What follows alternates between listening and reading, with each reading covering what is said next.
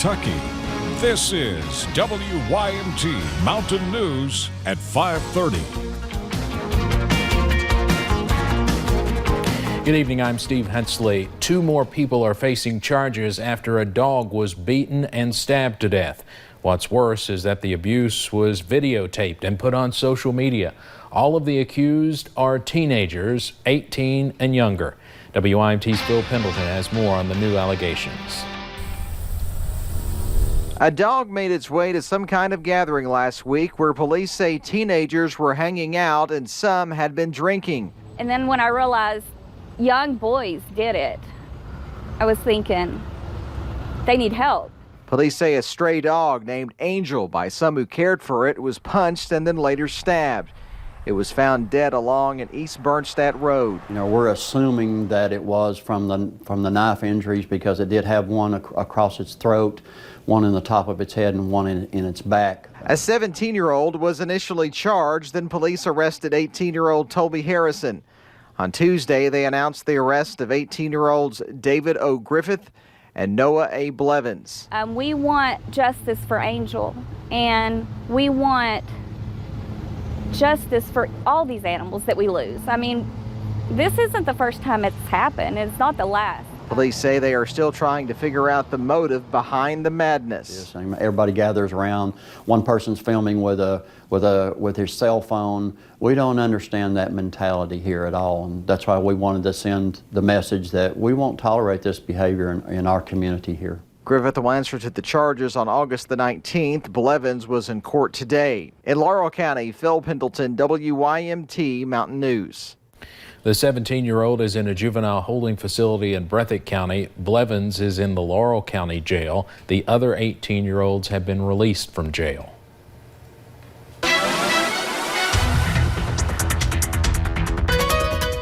Well, a few of us are still dealing with those scattered rain chances. Others have been dry. I know we've been mostly dry here in Hazard, even looking up into parts of Moorhead along Interstate 64. You've seen they've remained on the mostly dry side today as well. A few of those clouds, most of us started out with those mostly cloudy skies, and now we're seeing plenty of sunshine. Looking over to Stonecrest, they were a little bit stormy just about an hour ago, but you can see plenty of sunshine over there. Those showers have just been popping up at times. You'll notice that on satellite and radar. You've seen those popping up, like I said, throughout the day, mostly into up into the Big Sandy region. Even as we scan the skies now, looking at the little bit of a heavy downpour moving through parts of southern Floyd County into parts of Pike County, just south of Pikeville. A stray one just north of Pikeville. See a few of those scattered rain chances over into parts of Virginia as well. Temperatures not too bad. You can see anywhere from about those lower 80s, some spots into the upper 80s if you're in Hazard, those upper 70s in Jackson, over into Wise as well. So a little bit nice of an evening. Definitely a little bit on the muggy side, upper 60s, lower 70s, not too bad. Temperatures will be dropping into about the low to mid 60s tonight, a little bit cooler after that front moves through. We'll hang on to the partly cloudy skies and some patchy fog late tonight, early into tomorrow. I'll have a look at tomorrow's forecast coming up in just a few short minutes. Steve. All right, thank you, Paige. When a crisis happens, you always see communities come together to help out. Letcher County officials are taking a new approach to help with an ongoing crisis that has affected the entire country. WYMT's Lauren McCord explains. When you hear the sound of a gavel, it's usually never a good sign in a criminal court setting. Standing up in court and saying, please, Judge, can you keep this person in jail? But District Judge Kevin Mullins is trying a different approach than just sending people to jail. Let's try a new approach and let's see how this works. And in the past few months, progress seems to have been made. 102 people coming out of this little jail right here in Letcher County since March 25th. Now, those 102 people are on the road to recovery. The lawyers, the prosecutors, the public defenders, everybody's on board. We believe in you. Michael Clark from Addiction Recovery Care and several Letcher County officials are offering their assistance to those seeking a better life. I'm proud in the sense that we've had a whole community that's come together to make this work. And inmates are getting the help they need. Treatment is going to help people as opposed to just simply sending them and let them sitting in jail. All they have to do is just ask. There's a lot of people rooting for you. There's a lot of people pulling for you.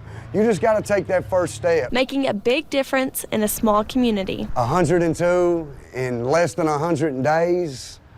No, I never imagined this. One day at a time. In Letcher County, Lauren McCourt, WYMT Mountain News. Judge Mullen says in the past few years, 191 people have completed rehabilitation programs. Interstate 64 and the Mountain Parkway are back open in Clark County after a coal truck crashed late last night, causing a huge mess. The truck crashed on an overpass over the interstate while on the parkway, leaving the truck dangling over the interstate. Now you can see it on this video. Coal and diesel also spilled onto the road. Part of the interstate was closed for about 7 hours. Transportation officials are checking the damage to the bridge. It's not clear when repair work might begin.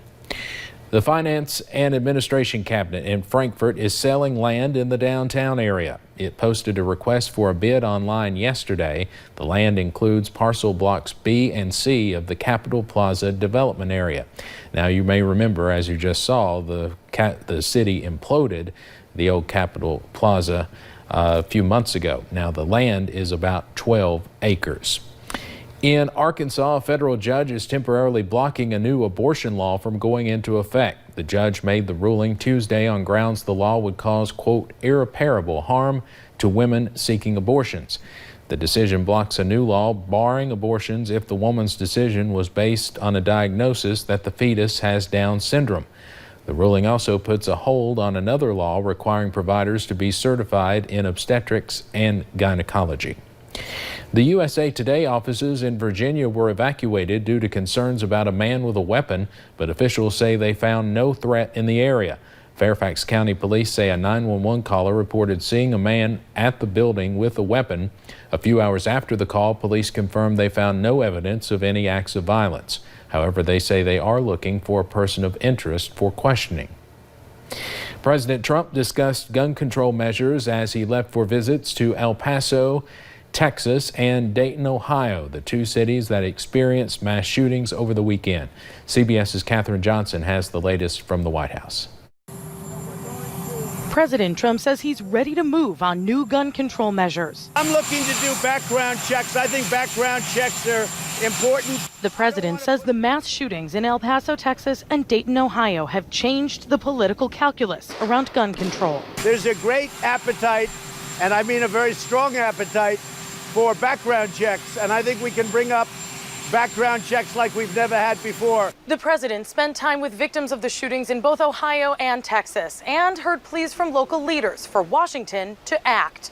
I'm not holding my breath.